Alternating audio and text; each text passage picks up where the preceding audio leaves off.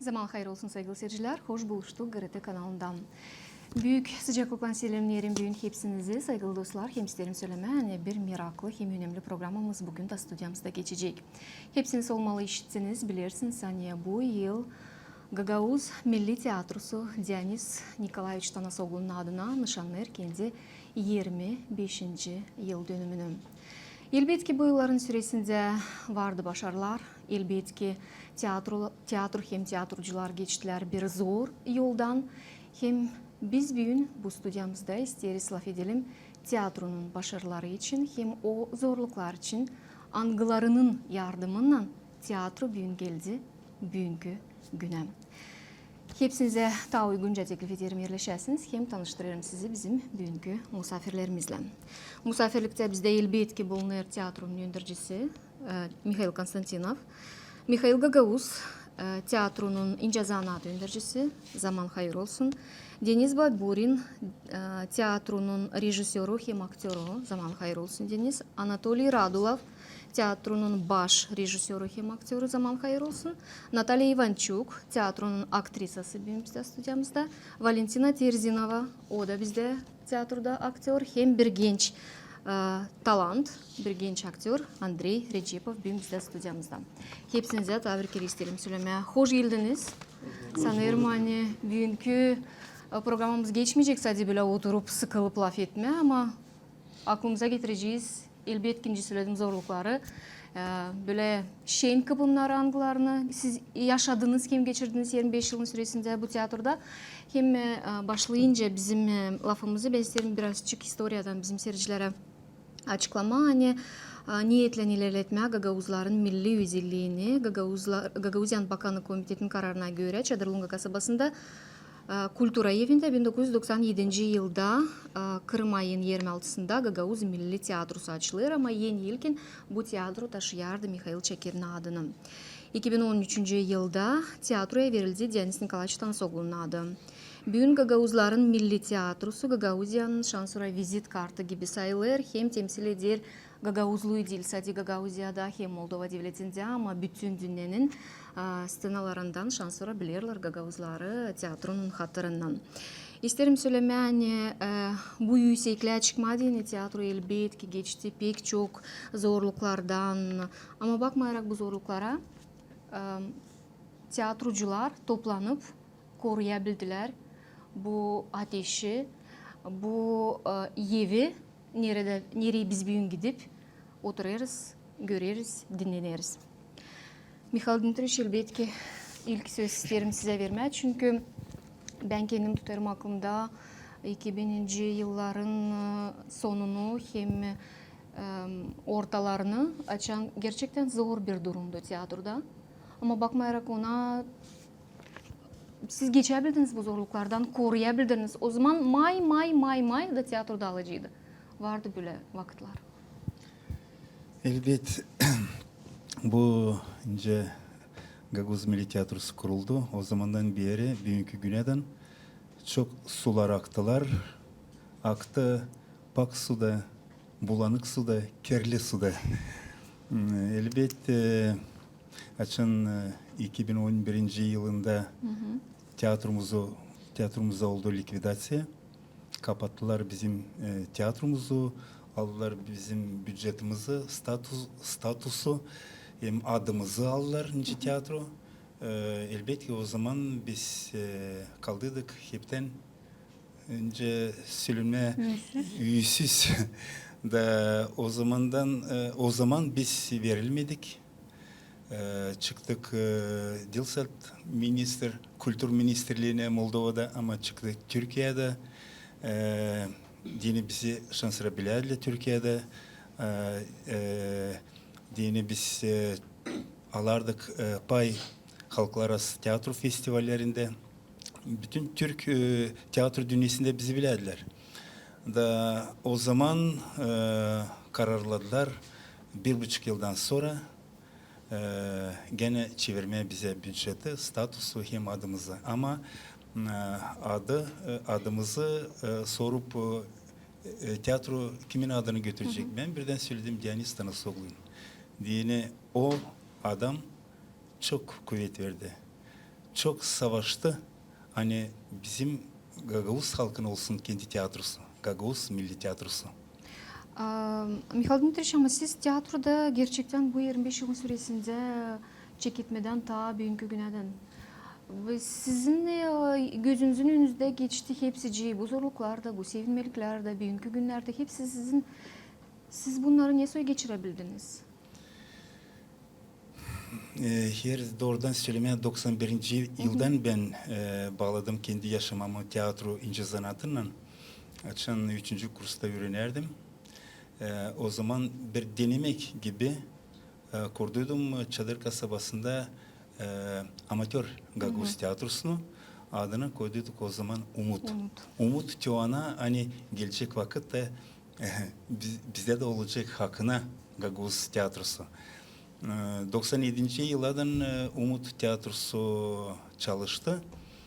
Koyardık kısa tiyatro işlemlerini, koyardık doludan bütün spektaklleri göstererdik köylerde, yapardık gastrol. Her bir şey öyle konser olası sığınardık o programa da göstererdik kısa minyatür spektaklleri. Da öyle biz gösterdik hani varınca Gagavuzlar da varın nasıl götürsün bu ince sanatın hangisinin adı tiyatro ama 97. yıldan açan kuruldu hakkında tiyatro elbette ben çok sevindiydim dediğin oldu niye ben isterdim ama doğrudan söylemeye o zaman kurduğuyla tiyatromuzu o zamandaki oyundericilerimiz öyle mamile surat. Niçin mamile surat? Niçin dini bugünkü gün adında hep tiyatromuz giderince mamile surat ama sadece biz tiyatroda çalışan kişileri bunu saymarız.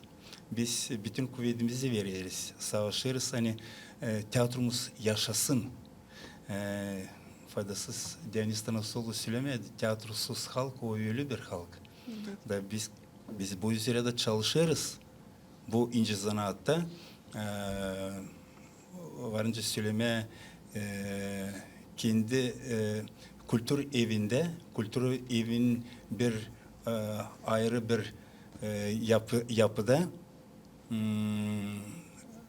kendi sanımız yok, kendi iş yerimiz yok ama hep takım biz bulayız öyle ince kolayını da isteyip diz çöküp kimin önünde isteriz hani kolersine bizi de sana hani işleme, spektaküller gösterme. Bu yazık. Bu dil lazım olsun. 25 yıl biz kaldırırız. Soruş hani tiyatronun olsun kendi tiyatro evi. Deniz Tanasoğlu da derdi o zaman. Nasıl da zor olmarsa halkımıza para tarafından nasıl da karışmalık olmarsa devletimizde tiyatronun lazım olsun, lazım yapmayı öyle. Hani tiyatronun olsun kendi tiyatro evi. Onsuz tiyatromuz olacak sakat. Tiyatromuz ilerlenmeyecek. Ve bu acı bizim mahsus bende 25 yıl sonra. Mikhail Dmitrievich, ben isterim söyleme yani bu acı değilse de sizde. Bu 25 yılın süresinde çok kritikler, çok tiyatrocular, ünlü tiyatrocular bulundular tiyatroda. Onlar hepsini hesaba alırlar, onlar kendi bakışlarını açıklarlar. Ben isterim söyleme yani bitki spektakellerin birisinde ben bulundum da benim oldu kısmedim. Bu insanlarla laf etmeye için teklif ederim bizim yardımcılarımıza koysunlar. Bu insanlar bakalım ne söylerler bize. Çünkü orada vardı Türksoy tarafından temsilciler de, UNESCO tarafından temsilciler de. Bu problemi gerçekten programın sonunda isterdim kaldırma ama başladı programın bundan. Onuştan yardımcılarımıza yalvaracağım koysunlar bize. Bakalım ne anladırlar onlar bize. Ne onlar görürler bu problemadan çıkışı. Sonra biz elbette döneceğiz stüdyamıza da ilerleyeceğiz lafımızı. Я сегодня смотрела это эпическое полотно, и невольно возникла такая параллель между тем, что происходило на сцене, и с тем, что проживал театр. Я как бы не так, чтобы очень плотно соприкасалась с Гагаузским театром, ввиду того, что мы как-то мало ездим друг к другу. Но кое-что я знаю о жизни и мытарствах этого театра. Несколько раз приезжала сюда по разным поводам. И я знаю, что так же, как и герой этого спектакля, нередко театр был на пороге умирания по разным причинам. Потом, вот как и в спектакле, появлялись росточки новой жизни. Так же, как и герои спектакля, да, приходилось идти на жертвы. Но в конце концов театр встал на ноги. И я хочу сказать, что театр в Гагаузии до сих пор больше жил вопреки и бытовым условиям, и социальным, и политическим. И он заслужил, чтобы, наконец, он уже жил благодаря бытовым условиям, созданным социальным, политическим и так далее.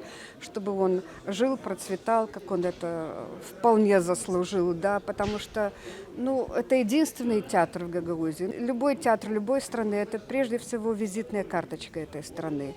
А я 2 раза была с ними на фестивалях. В Кони в Турции была, в Казани на фестивалях тюркскоязычных народов. И я видела, как достойно они выполняют свою миссию культурных дипломатов. И вы знаете, многие даже узнают о Гагаузии благодаря театру. И это очень важно, да, у них проявляется интерес к этой стране, к культуре этой страны и так далее. И это очень важно вообще для страны. Театр, он живой организм, и всегда ему нужна своя атмосфера. И вот тогда, когда и своя атмосфера, даже в маленьком зале, не таком большом, как здесь, но, поверьте мне, спектакль звучал бы лучше. Потому что здесь сцена, хотите вы или не хотите, все равно сцена Дома культуры. Или Дворца культуры, но не театра. Что бы вы пожелали? Я желаю, чтобы через 5, ну хорошо, 10 лет, но не больше, через 10 лет, чтобы я приехал сюда, и потом меня повели бы на спектакль в свое здание, malinkaye, uютne. Bu tiyatroya başarılar dilerim. İnanıram ki bunlar henüz kendi tiyatrolar olmadığı halde burada kültür merkezinde çalışıyorlar. Ama arzulayıram ki inşallah ki yakın gelecekte onlara güzel bir kendi binalarını, kendi tiyatrolarını bağışlasınlar, nice diğerler yapılsın ve onlar kendi evlerinde daha güzel tamaşalar, oyunlar hazırlasınlar ve hem Gagavuz halkına hem Gagavuz çocuklarından büyüklerine kadar Gagavuz tiyatro sevenlere, kültür sevenlere, medeniyeti sevenlere, sanat severlere güzel oyunlar bahşetsinler. Saygılı seyirciler, saygılı misafirler gördük. Ne söylerler aktörler, hem kritikler, hem misafirler anıları bulundular bitki spektaklde, hem hepsi cinin bir bakışı var hani. İsle, kultura o isle, scena bekim büyük ama elbette tiyatro olsun. Kendi scenası, kendi evi. Elbette kendi scenası, kendi seyredici salonu, kendi cehları, angları mutlak lazım olsun tiyatroda. Niçin ki bugün bizim yok yani asma kostümleri bu 25 yılın içinde o kadar spektakl koyuldu. Sıbıtma yakışmır, canımız acır. Bekim o spektakle gene dirilçi serginden alıp ama sonra yok neri dekorasyonlarımızı koyma, rekvizitlarımızı yok neri. Kültür evinde yok, vermeyeler bize ayrı bir ta odalar. Hani biz yapalım kendi bu kostümlerimizi, dekorasyonlarımızı, rekvizitlerimizi. Da bu üzere cehlar mutlak lazım olsun. Nerede yapılacak dekorasyoner, nerede dikilecek kostümler, nerede koreografiya işlemlerini götüreceğiz, nerede kendi iş yerimiz o scena. O scena iş yerimiz yok. Anlıyorsunuz mu? O en kötü Büyük güneden niye En büyük var da problemi hem hangisi var? hem büyük problema ilk gününden önce kuruldu tiyatromuz büyük güneden. O en büyük problema. Hani yok kendi iş yerimiz. Sanırım hani bizi seyrediyorlar için değil sadece Gagauziya'nın sıradaki yaşayanları ama belki kuvvette bulunan insanlar da Valentina isterdi süjeti seyrederken neyse ekleme. Ben de isterdim ekleyeyim bu süjeti bakarak ilerletme Mikhail Dmitrievic'in de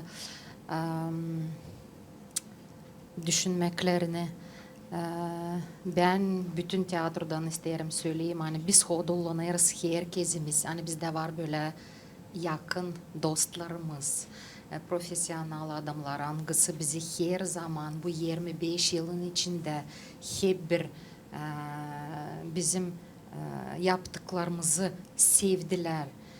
Bizimle beraber ilerlettiler ki yardım olsun bizim tiyatromuza da ileri doğru da biz bu düşünmeklerde hani ilerletme bizim kültürümüzü scenadan söyleme Gagauz güzel dilimizi herkesi küçük uşaklardan ta büyüklerden işitsinler. Hani herkes aktör oynayan scenada hepsi koyar kendisine büyük dava hem soruş. Bütün dünyanın halkları koyar kendine soruş. Ne soy ileri doğru yaşamamız olacak. Ararız çıkış. Nice aktörler bitki spektaklde körlerin dünyası. Herkesimiz sorar nerede çıkış bu yaşamaktan. Hangi sürette aktörler bulunarak meydanda bu cevap soruşu değilse de kendimize biz koyarız ama herkes seyrediciye de. O üzere de ben sayarım hani çalışan patriotlar Gagauz Milli Tiyatrosu'nda kendi işlerinden 100% ilerler. Ama teklif var bizim yandaki diyeceği söyle çalışan adamlarımıza, deputatlara, isполком işçilerine kol kola tutunup lazım başa çıkarma da kapama bu problemi da hodullanalım gelsin o gün. Hani Gagauzya'da olacak kendi tiyatro binası. Biz hepsimiz umutlanırız hani bu günlere biz yetişeceğiz. Mikhail Georgievich geçerken size isterim siz anlatarsınız. Siz nasıl geldiniz tiyatroya? Mikhail Dmitrievich yıl günlerden ta anlattı. Yıl günlerden ta 90. yılların çeketmesinden ta gelmiş bu zanatlan başlamış zanatlanma. Siz ne zaman düştünüz tiyatroya? Hem biz biliriz hani ilk piyesa hangisinde siz pay aldınız. O yılda nominasyaya düştüydü sonra o piyesa. Buyurun. Ben tiyatroya geldim 2001'de. Üniversiteden sonra bitirdim aktörlük bölümü. Aynı zamanda 2001'de aldığım rolü o zaman oynardık biz kedi çizmeyle masal vardı bizde. Hangisi koydu İlya Hacı. Rejisörümüz o zamandı. Ben oynadım insan yenilerini yiyen. Oynadım. Ufacık geldim, küçücük bir aktör. Bana kalsa o zaman da benim en iyi rolüydü. O zaman masalda düştü nominasya unitem 2001. En iyi drama uşak spektaklisini kazandı. Hem de Georgi Zaykov almış en iyi debütant oldu. O zaman benim için tiyatro hala geçer, iyi bir uğurda geçeriz de ama yani bizim evimiz 25 yılın içinde daha doğmadı. Doğacak mı ne zamansa sanırım hani 2025'inde belki bir şey olur. Bari temel atılsın. O zamandan tiyatronun işi değişti mi? Ben niçin sorarım bu soruşum? Ben bilirim hani o zaman o yıllarda siz Oğlan Hemlanka spektaklisinde Oğlan rolünden geçtiniz. Sonra yıllar boyunca döndünüz gene bu role. Gene döndük. Vakıtlar geçti mi? Oğlan değişti mi bu yılların süresinde? O hep genç duruyor oğlan. Belki hep genç duruyorum, artık 45 yaşındayım ama bu da büyük bir problema tiyatroda. Çünkü tiyatroya yeni kan gelmiyor. Yeni aktörler gelmiyorlar. Çünkü belki para tarafından azdır ama bu işi iyi götürme, aktör olma biraz zordur. Sanırım hani uşaklar hani bitirirler okulunu, 12. klası lazım düşünsün. Herkes varınca olsun, buhalter jurist varınca olsun ama bir de baksınlar kültürümüze. Artist de lazım. Artist de lazım olma. Çünkü o da kolay değil. Senin kafan varsa o zaman para da kazanacaksın. Aç kalamazsın. Ama artist olmak gerçekten zor. Sceneye seyirciler geldiğinden bakarken sceneye görürler sadece aktörleri scenede ama onlar bilmirler. Hani aktör sadece aktör değil, sadece o rolü oynamır. O lazım vokallan da çalışsın, koreografiyle da işlesin, lafları da ezberi öğrensin. Burada birkaç zanaat toplu bir yerde. Biz scenede sadece görürüz bir personaj hangisi çıkıyor, anlatır, gösterir bize bir süreç. Ama bunlara hepsine lazım olsun hem vakit hem kolaylık hani yapma değil bunlar. Biz verir söz Natalya'ya anlatsın bize ona dini. Niye soyu bu işler geçirirler? Hem Natalya biz biliriz hani siz geldiniz tiyatroya için siz 16 yaşındaydınız. Niye soyu kabul ettiler sizi? Umut Tiyatrosu'na. Niye soyu kabul ettiler sizi? Hem ne oldu sebep ona? Hani siz gelesiniz gitmeyesiniz sürece Mikhail buhalterciliğe bir başka işe ama açtınız bu kapıyı. Öyle oldu hani 9. klastan sonra ben gittim oynama bizim ansambля Kadınca. Orada bir iki ay oynadık. Hem de isterim söylemeye Valentina Petrovna büyük sağ ol. O beni teklif etti tiyatroya. 1997 yıldan şimdiye kadar ben tiyatroda çalışıyorum. Bizim zanatımız çok meraklı, çok güzel. Elbette savaşırız koyma interes oyunları önemli. Drama, komedya. Siz sordunuz nasıl lafları yürüderiz, nasıl kulisalarda olur, nasıl bizim işimiz gider. Çok interes olur kulisaların ardında bizim işimiz. Nerede lafları unutlarız. Nerede olur öyle hani Giymişim başkasının parayını, şapkasını. öyle de olur. Ayakkabılar küçük ya da giydik ayakkabılarını bir sağ bir de sol öyle de çıkarız. Öyle mi Deniz? Öyle de oldu. Ne isterim söyleme? Herkesine aktörlara isterim söyleme. Bizde olsun sağlık, hem ilkin sağlık. Olsun bizde seyredici.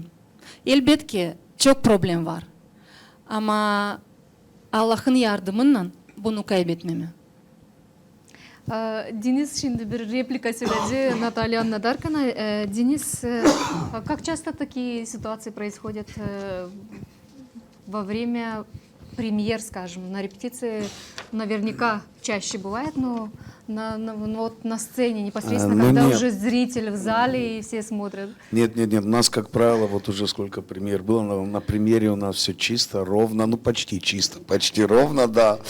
Вот. Ну, бывает разное, да, но в основном вот такие, как говорится, актерские баги, актерские приколы, они получаются на выездах.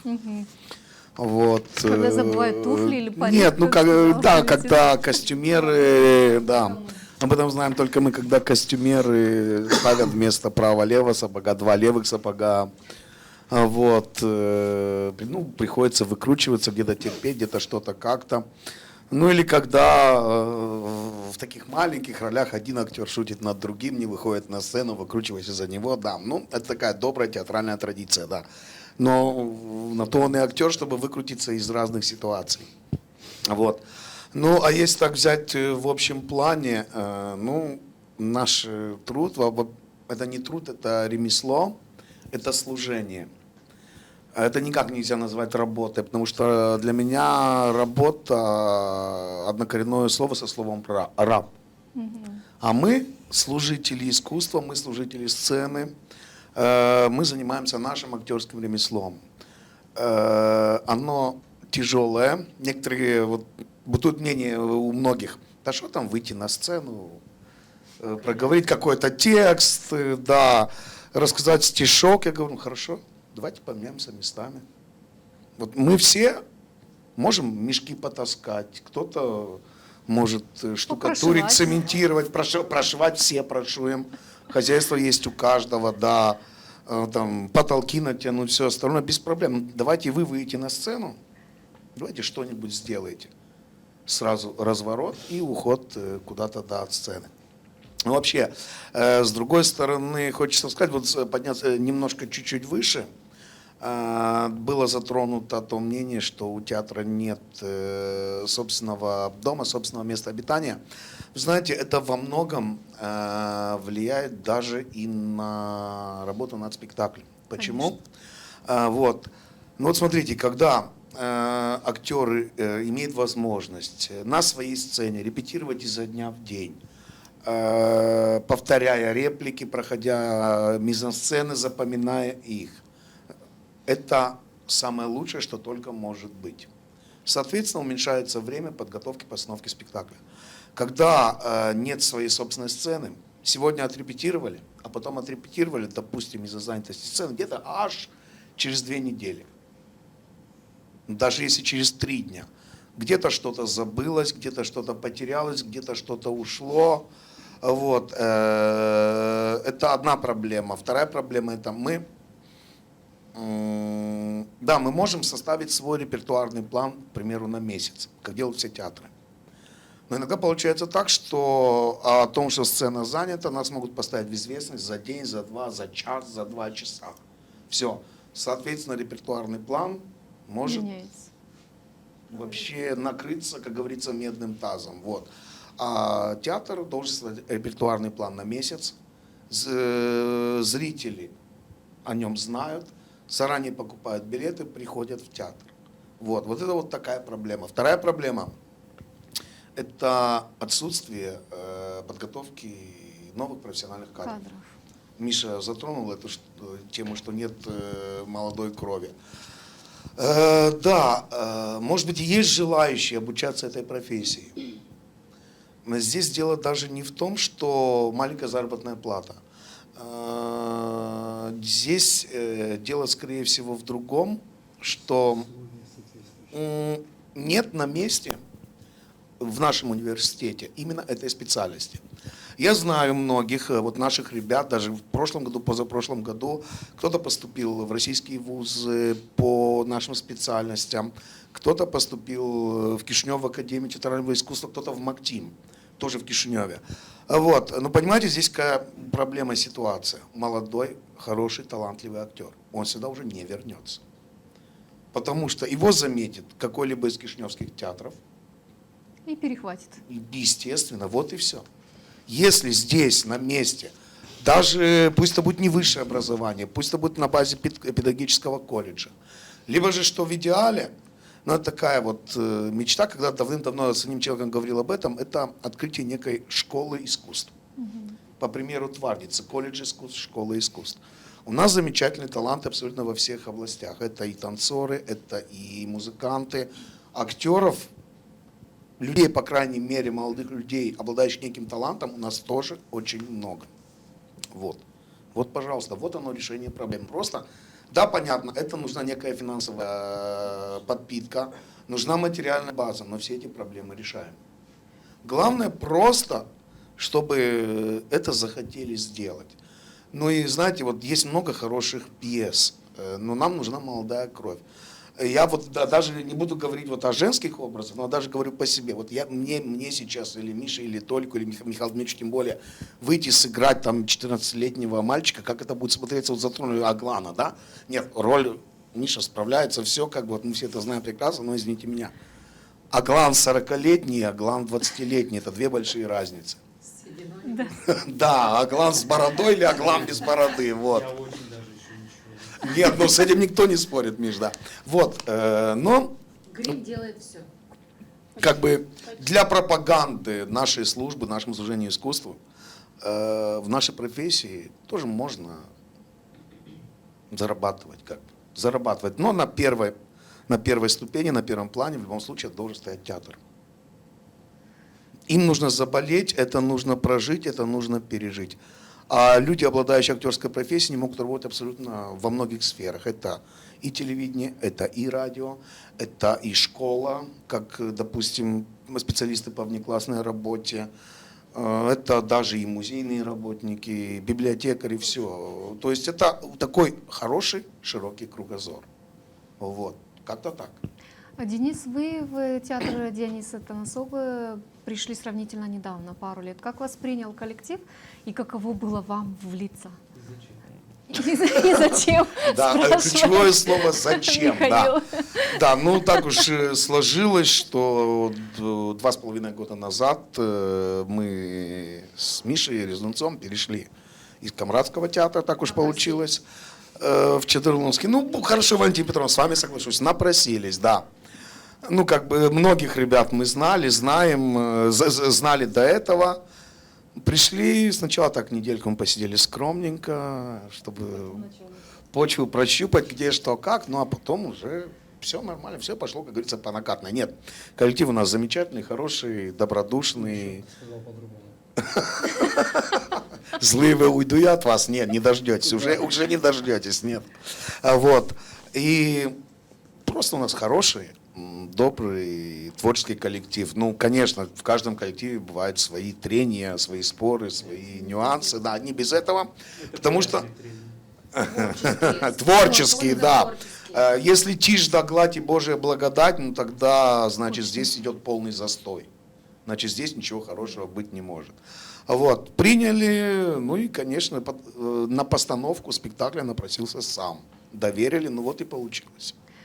Получилось. Я хочу, конечно же, поговорить об этом спектакле «Страна слепых». Речь идет об этом спектакле. Я сейчас попрошу наших людей, которые работают за кадром, поставить нам тизер этого спектакля, после чего мы, конечно же, продолжим нашу беседу.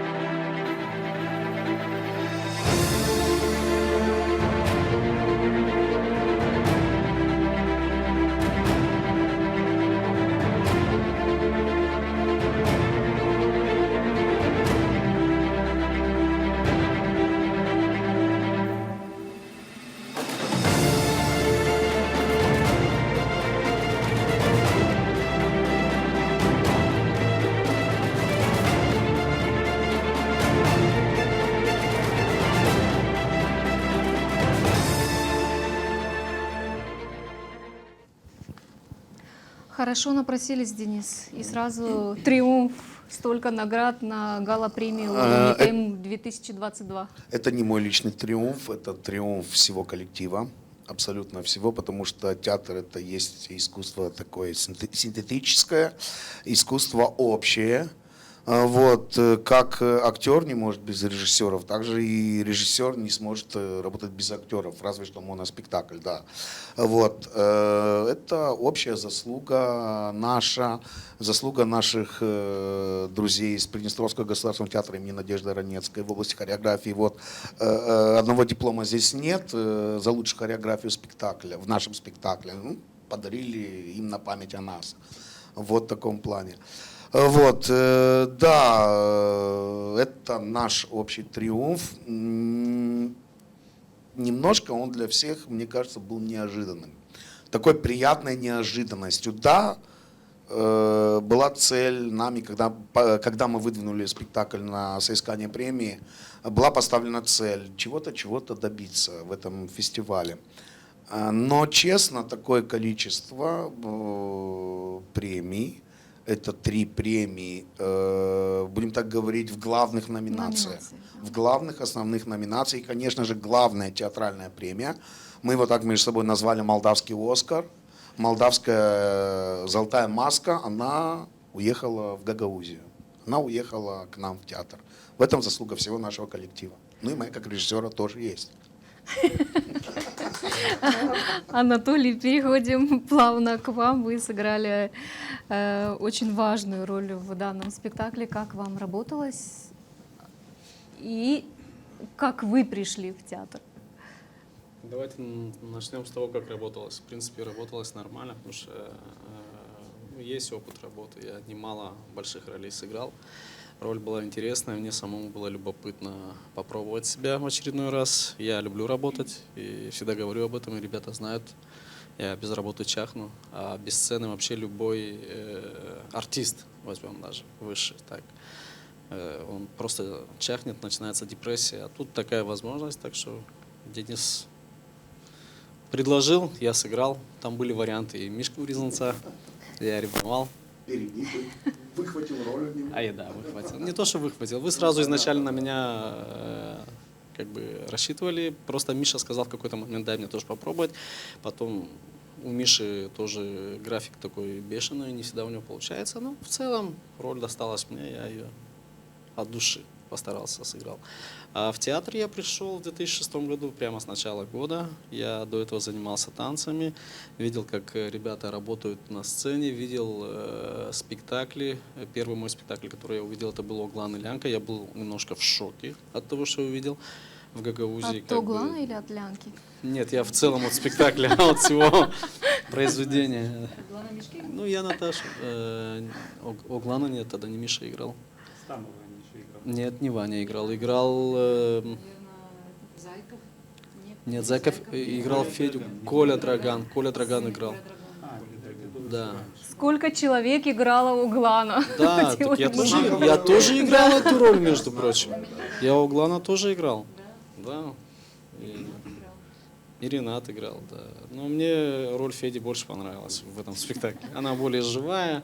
Все-таки играть восторженного влюбленного скучновато. Мне больше демонические такие роли, чтобы подвигаться, что-нибудь покричать, пошуметь, создать такую атмосферу. Вообще я люблю, когда роли более глубокие, осмысленные, и есть возможность что-то рассказать зрителю. Поэтому я считаю, что в «Стране слепых» мне повезло с ролью. И отдавать я ее, да, не хотел. Я сыграл, повторили вы не один раз, и мне всегда интересно, когда актер на сцене, он играет или он живет на сцене? Вообще, если быть более честным, то я считаю, что актер не должен играть, он должен проживать. Потому что вот работая в этой сфере, общаясь с разными режиссерами, и слава богу, их было немало, это все тоже, опять же, благодаря Михаилу Дмитриевичу, потому что он действительно приглашал и давал возможность нам учиться на сцене этому искусству. Я уяснил для себя одно. Вы можете пытаться сыграть, и это будет видно, а можете просто постараться прожить тот или иной момент. И зачастую даже бывают и головные боли. Ребята все это прекрасно понимают, если роль сложная, если роль драматичная. Если ты должен на сцене прожить именно трагедию, то сами репетиции настолько тебя именно давят, что ты, приходя домой, это не 1 час именно отход от этого образа. Поэтому больше проживаем. Да. И я считаю, что именно тогда театр начинает показывать настоящее искусство, когда это вот проживается. Конечно, вначале мы все немножко играем. Для этого нужны репетиции. Опять же, вернемся к тому вопросу по поводу своей собственной сцены.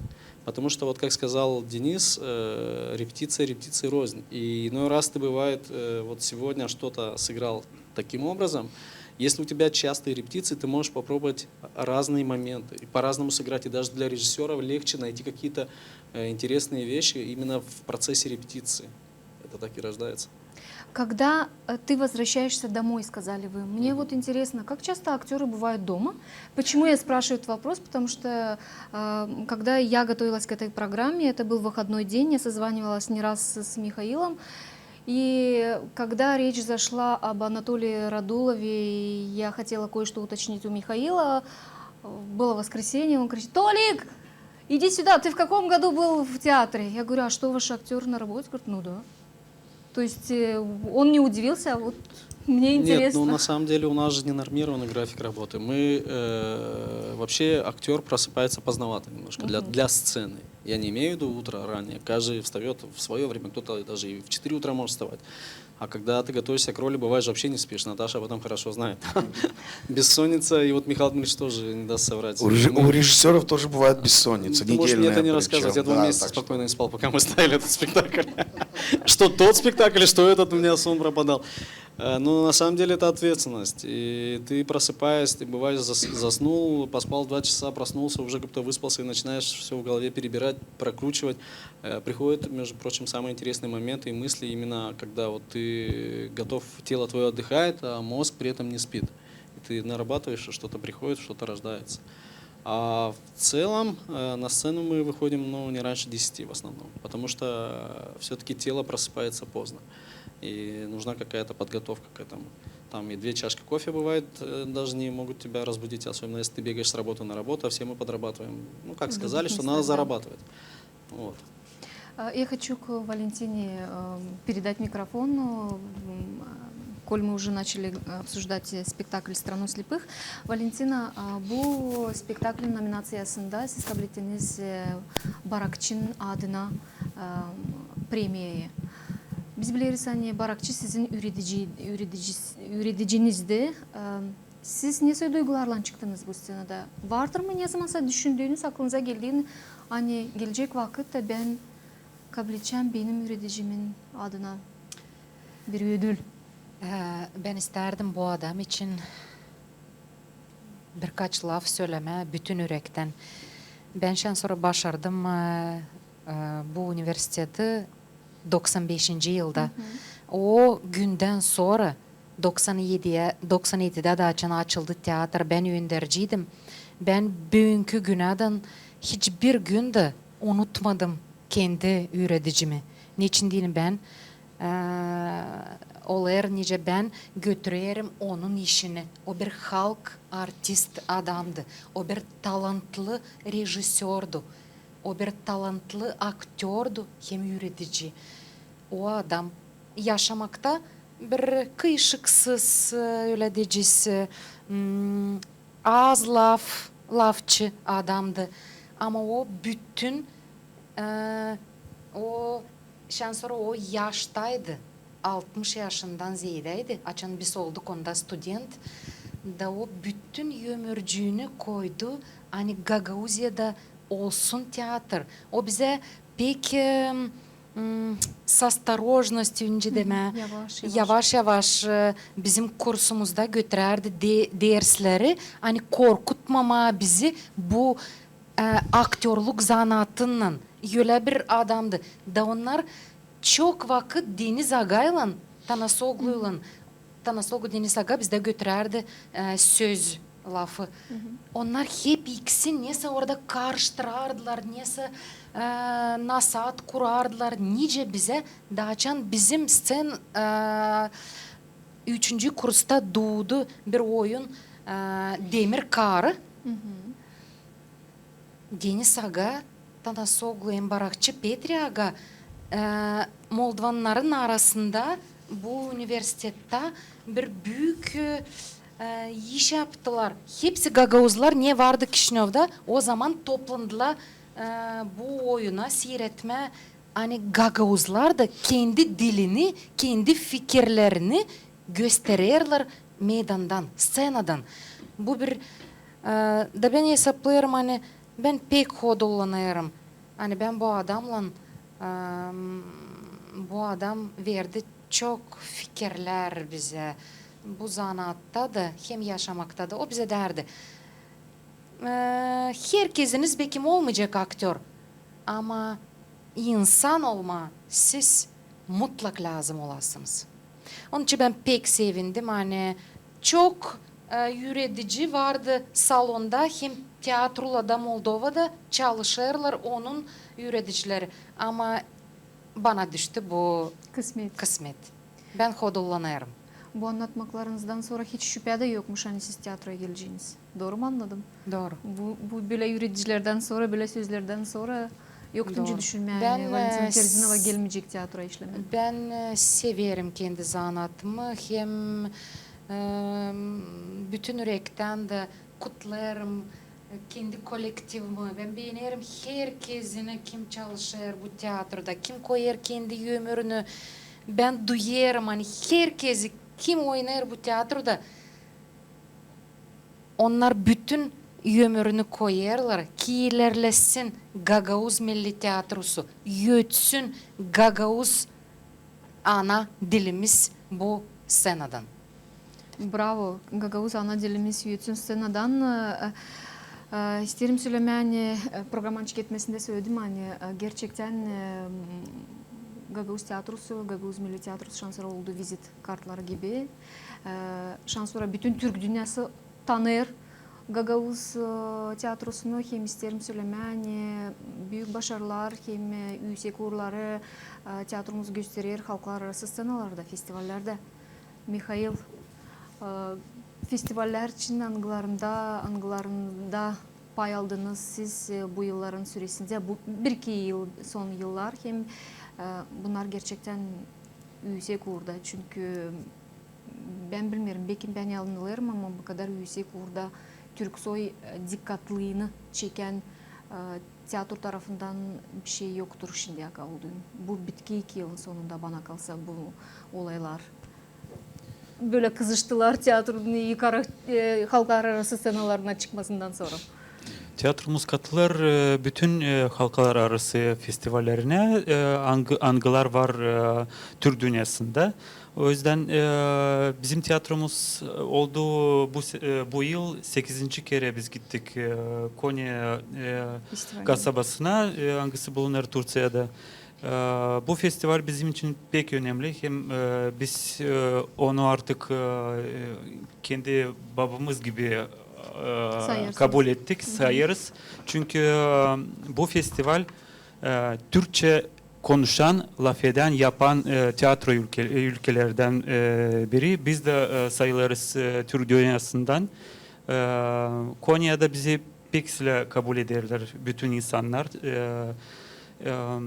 İsterim söylemeye hani artık bizim tiyatromuz oraya kendi evine gibi giderler. Olduktan sonra biz 2009.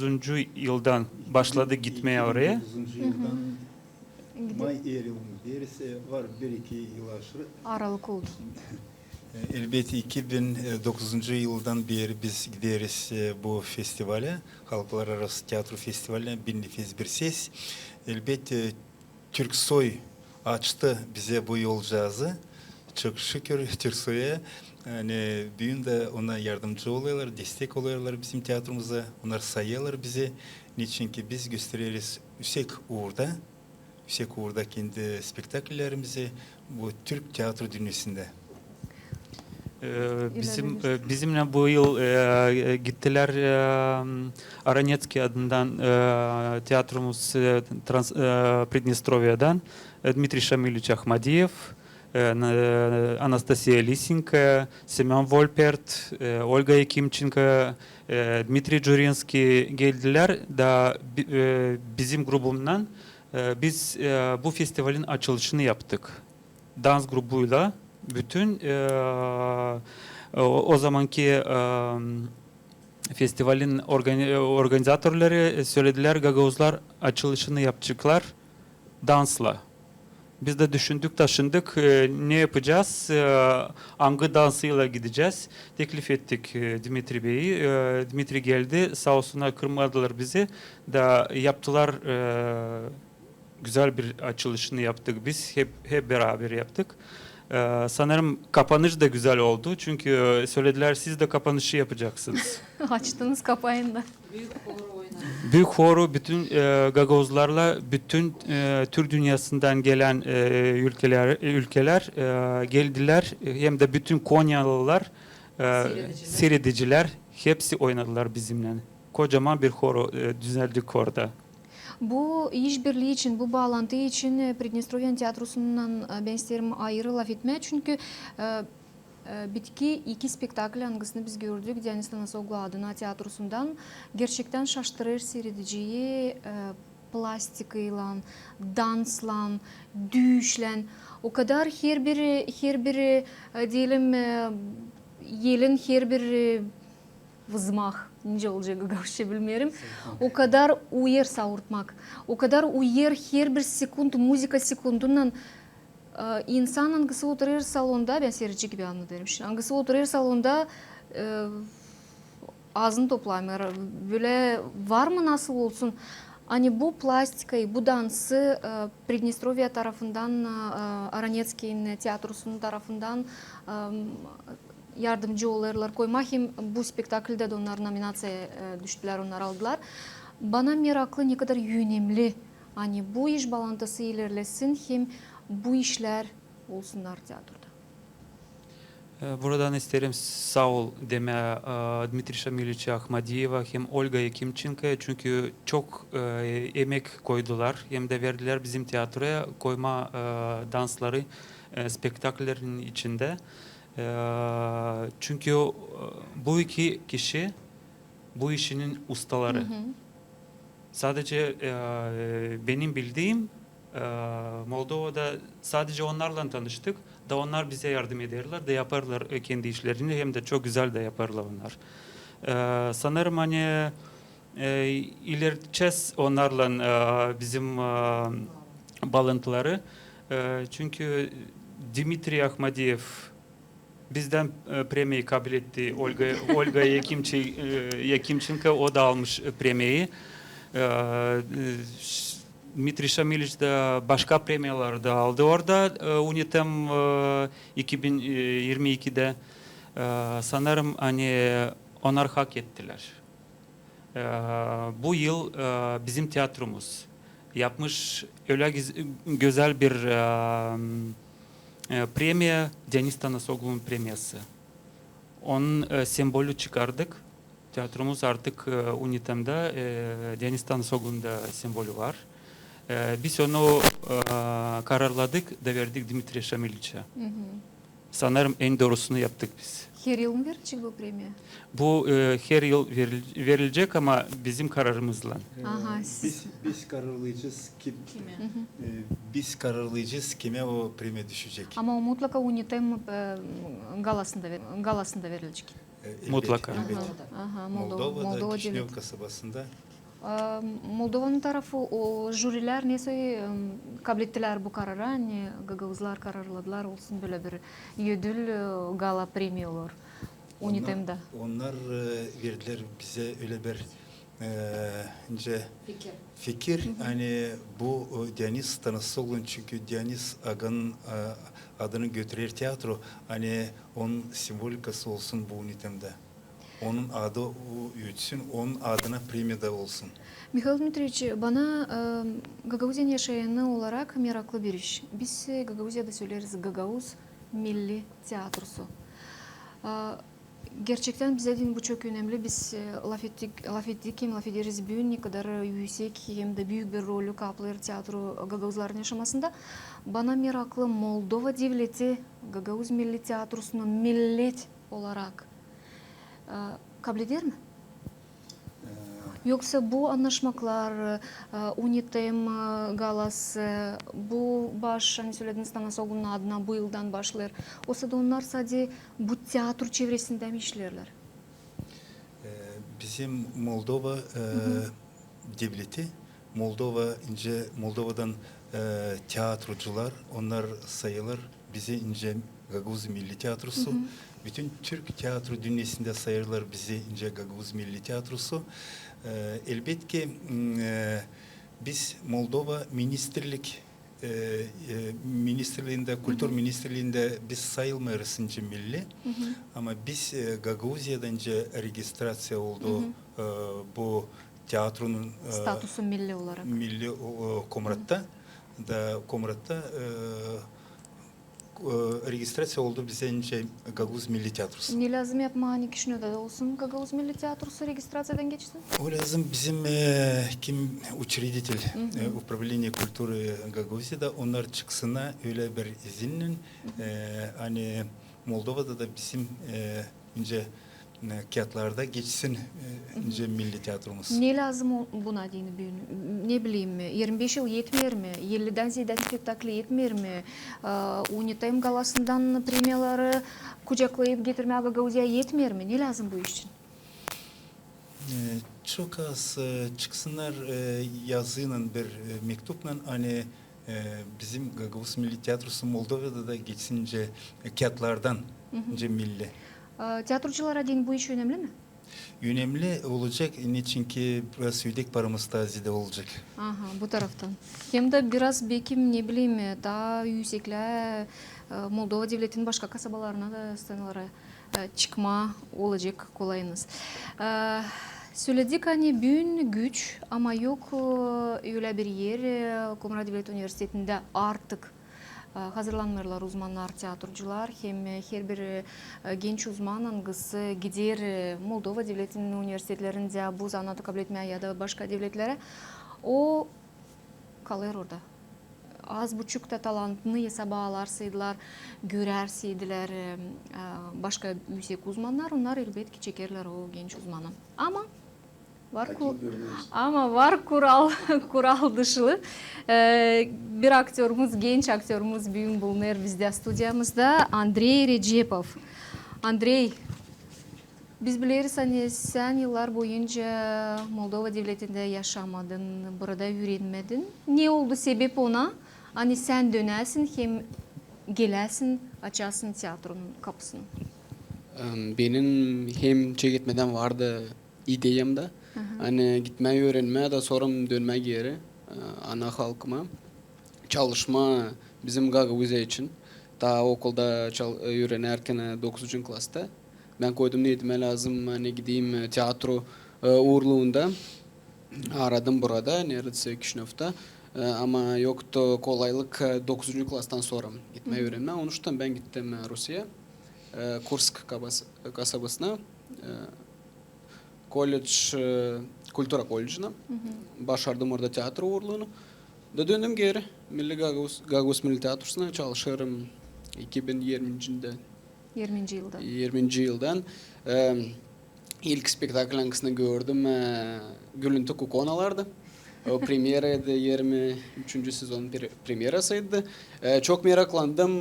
Dramaturgiyadan hep koydu Aranetskaya Tiyatrosu'ndan Dmitri Akhmadiyev rejisördü. Da meraklandım hem dramaturgiyasından hem de kostümlerden. Ben duydum bu tiyatro ruhunu. Del çoktan bu ayın 11'sinde oldu bizim premierimiz. Bu sezonun 25. sezonun. Da bizim fayda gezerdi vardı yerlerimiz nerede varıncıydı Patra'da çıkmaz ettiler seyirciler çıkardılar Patra'da. Da gezerdiler genç Çadırlonga kasabasından genç çocuklar, kızlar hem bu kostümlerle. De ben öyle yalpak onlara baktım hani Çadırlonga'da var o kadar genç kızlar, çocuklar. De ama bizim tiyatromuza yetişmiyordu bu çıkan. De ben sordum bu sorucu çıkardım tiyatromuza niçin bizde de yok o kadar genç çıkan. Bu beni gene ilerletti. Bu problema yani yok kendi evimiz. Ben sanırım olaydı kendi evimiz olacaktı bizim stüdyamız. Belki çıkaracaktık yine kadrolar, genç aktörler.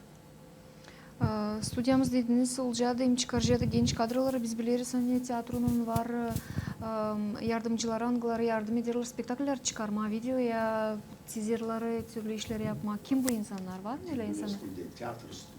Tiyatro stüdyası. Tiyatro stüdyası söyleyeceğim bu cümleyi Rus dilinde соответствующие условия должны быть в teatре. Dil 172 kvadratta nerede biz sığmıyoruz o yerde, nerede biz bizim bazamız. Elbette ben danışırım şimdi buradan bizim üstteki hizmetçilerimize. Biz çoktan kaldırıyoruz bu sorusu. Hani 9.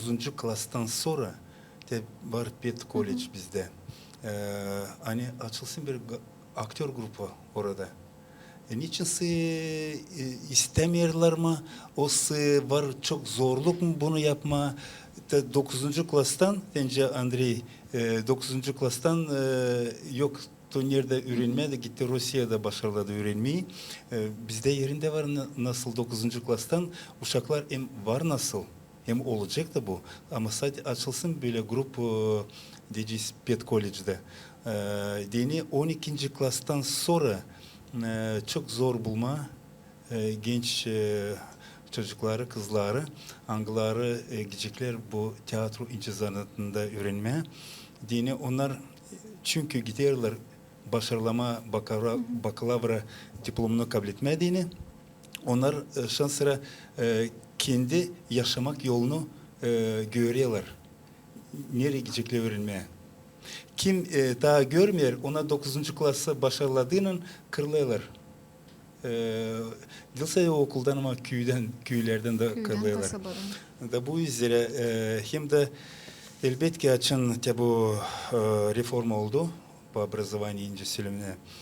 O zaman bizim hepsi köylerde vardı liseye. Sadece yoktu bu Ferapontivka'da 3-4 köyde yoktu lisey. Kalan köylerde her yerde vardı lisey.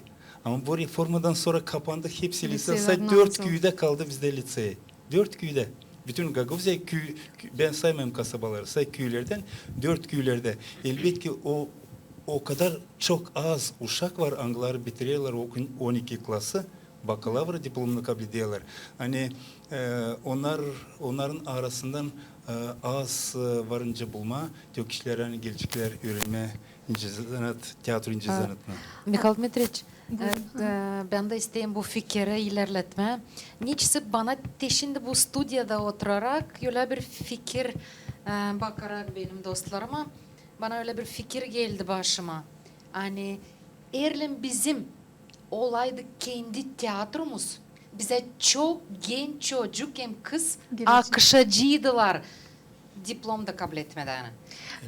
Bugün tiyatroda çalışır insanlar diplomsuz. Tebinde var diplom ama ben sayarım hani sadece sevmek hem vakıdınca getirmek o çocuklara kim geldi? Natalya da geldi tiyatroya. Çok sevdi. Anatoli, artist, dansör, rejisör, derin fikirli bir olan hangisinin büyük var ilerlemesi. Ben ona bravo derim. Onun derin fikirleri var tiyatro uğrunda. On var o görer. Herkes elementi nice rejisörlük koyma, nice dansları düzme, nice karakterleri hem süretleri düzme spektaküllerde. Onun için ben hesaplarım hani bu iş varınca olsun. Valentina Cana beni saldınız lafımı dilimden. İsterdim sorma. Bugün diyelim bir insan bilmiyorum 9. klası başardıktan sonra 12. klas başardıktan sonra geldiğinden spektakle gördüğünden bu oyunu kızıştığıyla hem duyduğuyla kendisinde bu kuvveti. Varınca mı gelsin desin? Mikhail Dmitrievich isterim kendim denemezsini de. Ne kadar bugün sıradan yaşayanlar, gençler mi, orta yaşta insanlar mı bugün yakışırlar gelsinler, denesinler kendilerini. Hem olur mu öyle olaylar açan gelirler. Tiyatro üretimi yapmamış insan, üniversite başarmamış, kolej başarmamış ama bu talant onda var. Onun gözleri yanır, onun vergisi Allah'tan gelir. Kim geldi öyle duyguyla, öyle istemekle onlar bugün çalışıyorlar Hepsi tiyatromuzda. O bir. İkinci seyredici açan gelir, seyretme spektakli.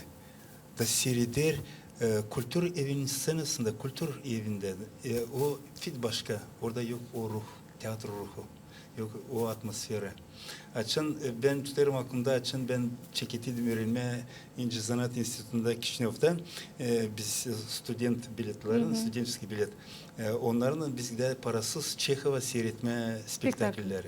Çehov'da açın ilk sefer ben girdiydim o açın ya bu atmosfer ya bu aura seni kapladı da o zamandan beri ben derim olsa ben de öyle işleyeyim, çalışayım scenada ince aktör. Da bu üzere olarsa bizde hakkına tiyatro evimiz te bu aura, te bu atmosferi olacak bu evde ve sayırmacı çok gençler bize gelecekler. Mihail Dmitrievich sana dersiniz de benim aklıma geldi bir fikir ama keşke o zaman student biletlerinden Dilsa deyince Zanatı Üniversitesi'nin studentlerini kol verseydiler bu parasız Çehova'ya. O zaman aktörlerin sayısı da taziyede olacaktı. Çünkü o zaman o vakitler sadece İnce Zanat Enstitüsü'nün studentleri vardı. Hakkı girsinler da baksınlar parasız bu spektaküller. İstediğiniz söyleme. İstediğim söyleme. Siz güzel bir soru sordunuz. Ona cevap vereceğim. Çünkü güzel teaserleri görüyoruz biz. Bütün Gagauzya görür. Bu teaserleri yapan bizim tiyatromuza yeni gelen bir kişi. Angisinin adı Andrei Bejenar. Andrei Bejenar o yapar bu güzel işleri. Bizim reklamımız Andrei Bejenar yapar. Bütün kuliste çalışan insanlar, şarkı rejisörü, Ivan Gergelici, ses rejisörü, Yuri Tatarlı, dekorasyon yapan Dmitri Stefoglu, çok güzel bir kostümleri yapan Lidia Tadiyeva. Bizim tiyatromuz pek büyük oldu. Çünkü talantlı kişilerle doldu. Талант притягивает талант. Ben isterim burada hesaba alma ta unutmadan hani Andrei yalnız gelmedi tiyatroya. O ardına çekti kendi karısını da yeşini yeşimi o de. zaman. Siz mi ona teklif ettiniz gelsin sizin ardınıza yoksa kendisi mi takıldı sizin peşinize tiyatroya? Elbet onun vardı kendi tarafından. Biz geldiydik 2 yıl geri Moldova. O gördüydü nice burada insanlar yaşar, Gaguzların ruhunu, adetleri. Her günkü Da yaşamı. o bindi bu bizim yerimize. Da açan ben bitirdim o koleji. Ben ona dedim hani isterim dönmek yeri, ana toprağıma çalışma Gagauza'da da o karar aldı. Biz ikimiz anladık hani geleceğiz, yaşayacağız burada, çalışacağız. Ondan da o da bugünkü günde çalışır Gagauz Milli Tiyatrosu'nda, o da aktörlük zanatlığında çalışır. Gagauz dilini bilmiyor ama var öğrenir rolleri var Gagauzca. bir rolü hangisi Oğlan Himlanka. Hep anılmış spektaklde oynar Kati. Gagauz dilini bilmiyor ama öğrendi bütününe Gagauz dilinde tekste rolü. Hem de diyeceğim hani var momentlarda hani akcent hiç yok. Bir de böyle bir fikir peyda oldu. Oğlan Hemlanka rolü o bir casting rolü mü? Tiyatroda herkesi geçmiş. Kimin oynamadı? Ben- Nişan oynadı, Tolik Len oynadı, Renat. Ben onun tekstine kulisin ardında ben bütün duruyorum açık ağızlan. Açın o diye sen niye çorbacı? Bakmayacağım size benim işim var. Çok güzel söyler. Natalya siz de oldunuz ilk aktrisaların arasında. Kim çıktı sana Elanka? Да, можно по-русски, да. Это была моя первая роль, Оглан Лянка, я играла Лянку. Изначально мне эта роль не очень понравилась, плакать надо было. А я люблю такие живые роли, комичные роли. Но мне кажется, да, это Кара, наверное. Карма, да. Но мне кажется, что я с ролью Оглана Лянки справилась. Это пусть судят коллеги. Хорошее начало было. Да, хорошее начало. Сегодня играешь. Да. Наталья, я хотела бы остановиться еще и на премии, на номинации, которые тоже выиграла, как в этом году была вручена вам как актриса второго плана. Да. Почему я хочу остановиться? Потому что когда я видела, театр выложил в интернет этот ролик, когда вручали эти премии, и потом, когда мне удалось с вами лично пообщаться, я увидела глаза полные слез. Для меня было... Я и понимаю вас где-то, но было удивление, что настолько человек отдает себя этой профессии, насколько для него это значимо. Да, удивили это было очень неожиданно и очень-очень приятно. Я из 100%, ну на 25 я надеялась, что все-таки я возьму эту премию. Но когда со сцены назвали мое имя и фамилию, мы просто стали орать. Просто мы кричали от удовольствия, от счастья. И я благодарна жюри, да. Я благодарна избирательному жюри за такую оценку, за наш труд.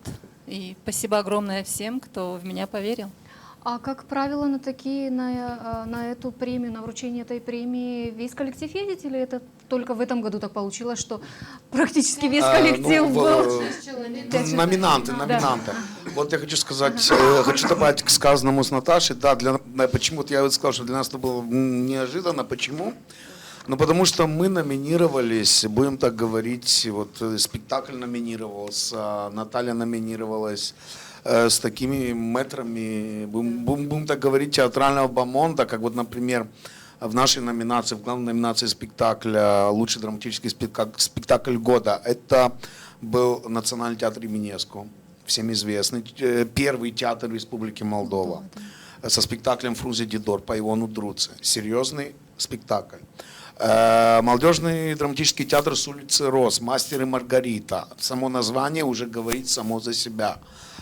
Театр «Ночной Гугуцы», тоже взрослый спектакль, взрослый театр. И тут мы, 25 лет, нам всего лишь по театральным меркам вообще ничего. И прозвучала «Страна слепых». Вот, то же самое. Наталья номинировалась на свою роль с довольно-таки крупными акулами актерского ремесла. Вот, и это было так неожиданно. И для меня это тоже было неожиданно, что потерял дар речи, когда вышел получать вот это вот все.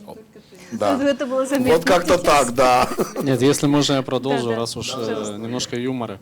Надо было видеть просто, как Бабурин, взяв эту статуэтку и диплом, бегал вот так, обняв, как маленького ребенка. Я говорю, дай сфотографируй, становись рядом. Это просто было... Я же тебе сказал, я потом отдам, дайте ощутить, насладиться, а потом... поехал домой и переспал. Я сделал копию, повесил у себя дома, все. Поэтому он был такой теплый с утра, да? Не отпускал с рук. Нет, на самом деле работа была большая, и это было очень-очень приятно, да, повторюсь. Это признание... Но следующий год Узиалет тоже возьмет много премий, это однозначно. Мы сейчас поговорим о Узиалете. Я добавлю. После того, как закончилась вся церемония награждения, естественно, я подошел к председателю комиссии, последняя комиссия, которая находилась у нас 3 декабря в Чедерлунге, спросил у Светланы Раду, потому что она являлась тогда председателем этой комиссии, и говорю: Светлана, расскажите нам, пожалуйста, за что такое признание, столько премий, прямо вот в Гагаузии, хлопья сели и уехали. Она говорит: во-первых, за Гагаузией мы наблюдаем очень много лет, и именно за вами я уже 2 года наблюдаю лично, потому что я состою в Сенате УНИТЭМ. Премии были получены достойно, потому что вы работаете, и за ваше искусство. Потому что вы их получили, заметьте, говорит, не потому что вам вчера исполнилось 25 лет, а за то, что вы сделали правильную работу. Вы хорошо идете. Еще об одной примере я хочу сегодня поговорить с вами. Этот год был объявлен исполнительным комитетом Тумкейн мәне Руздельнде Лафидерим. Гагаузиян Баканлык комитеті бұйыл ачыклады Хемадады Денис Николаевич Танасоглунун 100 жыл дөнүмүнө, яшына. Hem bundan bağlı Kültüra Bakanlığı yıl raporunda açıkladı. Hani 2200 olaydan ziyade yapıldılar. Gagauz Milli Tiyatrosu kalmadı bir tarafta değil, ondan hani Tanasog'un adını taşıyor ama genelden lazımdı gerçekten yapsın hem bu olayları hem seyirciler beklerdiler. Neyse yeni, neyse güzel, neyse duygulu tiyatrodan.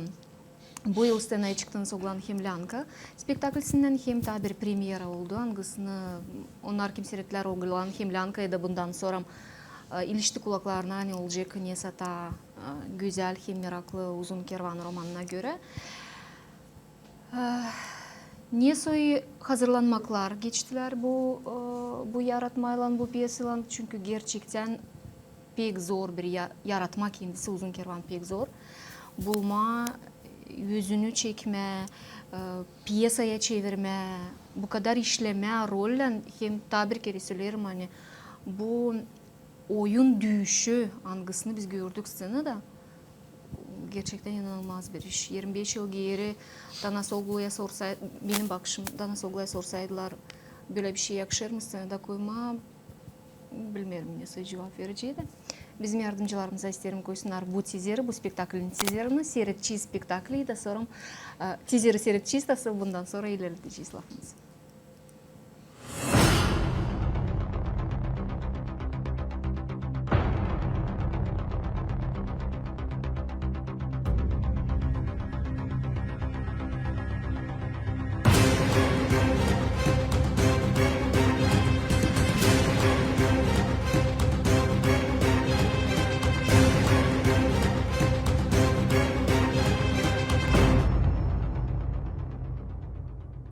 Çok kan dökülmesin dini. Kim girginse çıksın ayrı düşe. Bir bire. Baba, ben çoktan hazırım dövüşmeye yurtlumuzun düşmanlarından. Senin de damarlarında o buz kanı akır. Bıraktın beni, gittin.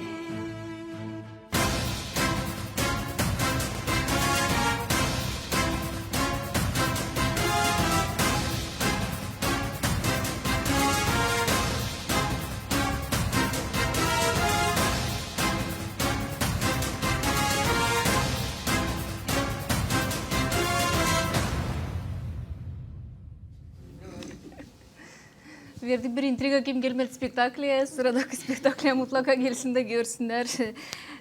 Nasıl işlenildi bu spektaklen?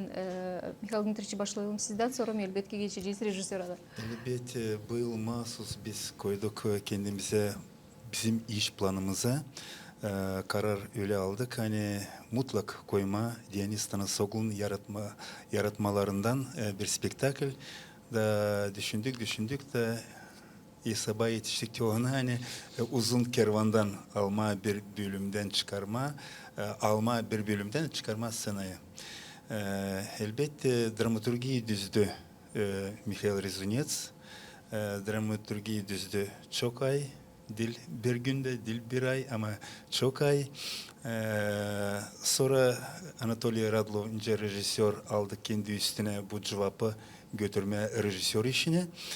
Da sentabr ayından beri premieradan biz koyduk bu spektakli. Elbette ki spektakl dildi kolay. Vardı onun çok zorlukları. Hem teknik tarafından hem sınır taraflarından da elbette ki yardımcı oldular bize, pek yardımcı oldular. Pridnestrovya Tiyatro'ndan Dimitri hem Olga. Hem Simeon önce o tabi bu düş tarafından gösteriliyorsa. Kim meraklanacak girsin Wikipedia görsün, bana Mikhail anlattığıyla ben mutlaka girdim baktım şaştım hani Gagauz Milli Tiyatrosu bu kadar yüksek orada uzmanlarla işbirliği yapıyor gerçekten. Elbette çok biz düşünerdik bu spektaklin için çok korkardık da olacak mı bizde bu spektakl ama olmayacak mı ama oldu şükür ederim. en ilkin Mikhail Rezunets dramaturgiyi düzdü hem Anatoly Radlo rejisör koydu. Hem hepsi aktörlara hepsi kim tiyatroda çalışır aktör tarafından ben de ince öğrenci ama ben de aktörüm. Ben de hepsimiz biz 14 kişi scenada çalıştık bu spektaкльде. Анатолий, каково было работать с этой работой? Потому что на самом деле работа очень сложная, очень тонкая, так аккуратно подойти и разграничить, даже элементарно взять какие-то там шаманские какие-то элементы и привнести и показать, как это все было тогда. Это на самом деле очень сложно и, еще раз подчеркиваю, очень аккуратно. Вот именно этот спектакль, он Да, вот я именно старался очень аккуратно поразил. обойти все моменты в плане принятия крещения, в плане жертвоприношения. На самом деле Мише надо отдать должное, адаптировать под сценарий целую книгу. Ну, он взял, конечно, там определенный сюжет. Это дорогого стоит. Он очень много бился над этим, ходил. Я тоже видел, что он не спал.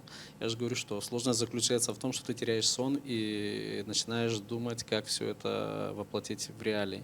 С технической стороны тоже были очень большие проблемы, потому что мы использовали впервые проектор, а опыта работы с использованием его именно в спектакле у нас не было, и приходилось от чего-то отказываться. И спасибо Андрейке Бежанарю, насколько он влился, бегал при всей его занятости, он приезжал, и мы с ним даже переписывались. Я говорю, я хочу так, хочу это. Он говорит, я приеду, дай мне, дособираю картинки, там столько всего было.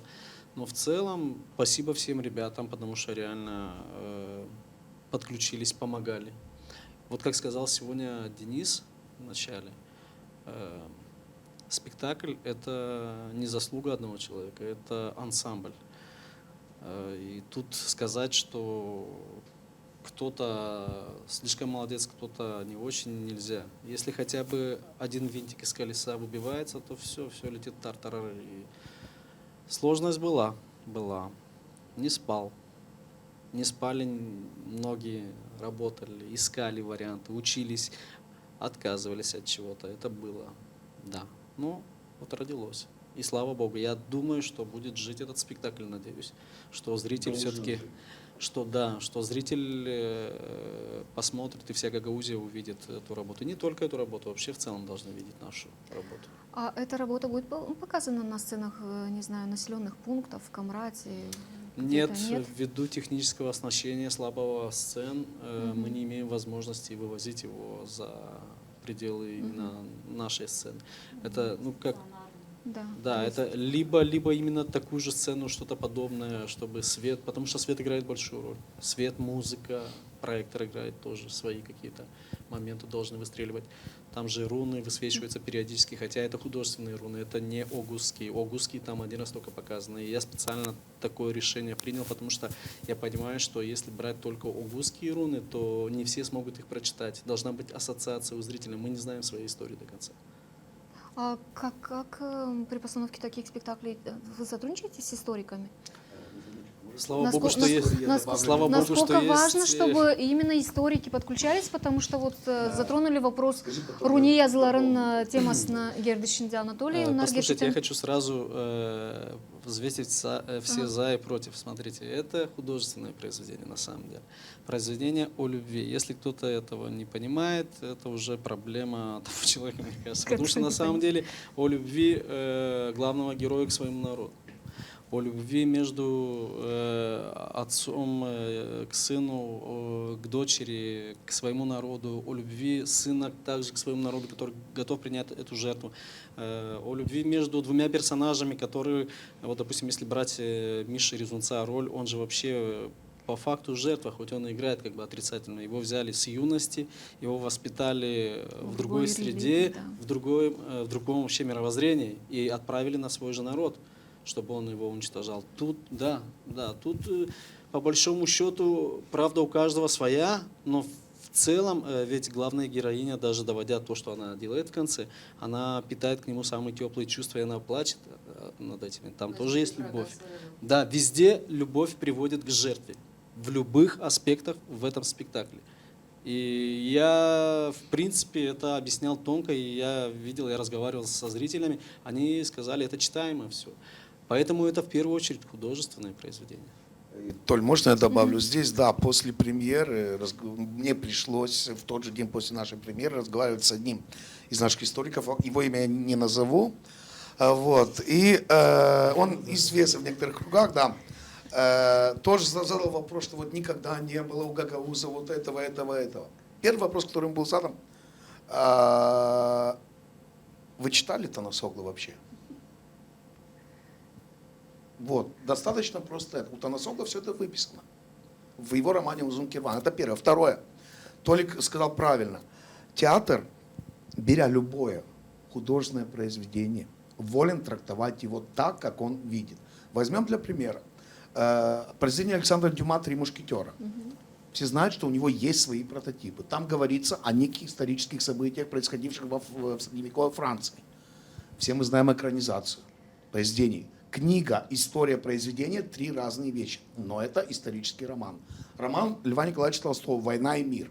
Роман исторический. В книге одно. Автор не претендует на историческую достоверность. В одной экранизации, во второй, в третьей, четвертой, пятой трактуется совсем по-другому. Поэтому, уважаемые господа историки, хочу обратиться именно к вам сейчас, не надо в нас бросать камни. В Библии говорится, кто сам не без греха, пусть первый бросит в меня камень. Да. Вот в данном случае мы люди искусства. Мы не трактуем, мы не утверждаем исторические гипотезы. Мы просто предлагаем свое видение через призму сцены, призму Но искусства. если быть более честным, все-таки сама драматургия написана полностью по книге «Узун Кирван» именно Танасоглу. Да, И там да. ничего, в принципе, нашего нету. Мы все взяли из книги, всю историю. Просто адаптировано. Да. Да, адаптировано. Вот и все. Отобразили в Да. художественной форме. Да. Все. Спектакль не может быть в силу технических обстоятельств показан на сценах других городов и сел. С какой периодичностью он будет показан в Чедрлонском театре? Пожалуйста. Buyurun. Biz savaşıyız getirme seyredicileri. Kim isteyecek seyretmeye bu spektakli. Var büyük avtobusumuz. Elbette 40 kişiden ziyade getiremeyeceğiz. Ama 40'ar kişi var, nasıl getirelim çadıra ve gösterelim bizim scenada bu spektakli.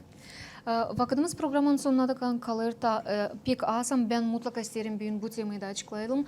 Михаил, сөйледик программанын сүресинде лаф еттик анчок зорлуклардан кечти театру. Кемта бир зорлук ангысы бу жылларда каршы келди у пандемия вакыты. Чан театрчылар ben gerçekten hiç düşünemiyorum da neyse siz geçirdiniz bu vakıdı. Çünkü tiyatro scenaya çıkmadan o bir dil katastrofası değil tiyatrocuya değil, aktör değil ama bir millet katastrofası. Bundan sonra dönme scenaya görme yarı dolu salonları ya da görme dolu salonu